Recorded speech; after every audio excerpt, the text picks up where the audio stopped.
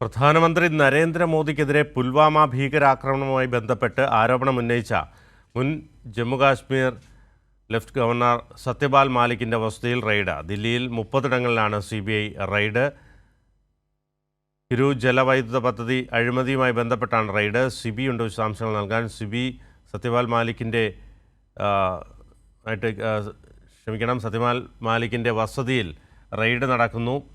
ദില്ലിയിൽ 30 ഇടങ്ങളിൽ CBI റെയ്ഡുണ്ട്. ജലവൈദ്യുത പദ്ധതിയുമായി ബന്ധപ്പെട്ടാണ് റെയ്ഡ് നടക്കുന്നത്.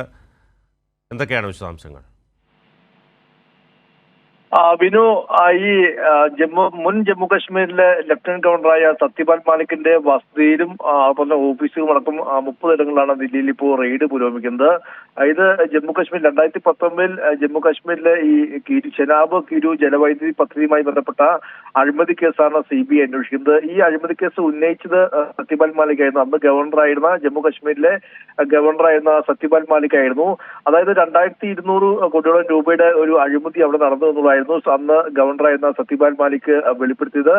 അന്ന് 2019 ഈ ഒരു പദ്ധതിക്കായി 2200 കോടി രൂപയുടെ ഒരു കരാറ് സ്വകാര്യ കമ്പനിക്ക് നൽകിയിരുന്നു. ഇതിൽ ക്രമക്കേടുകളുണ്ട് എന്ന് അദ്ദേഹം പറയുകയും പിന്നീട് CBI ഈ കേസ് ഏറ്റെടുക്കുകയുമായിരുന്നു.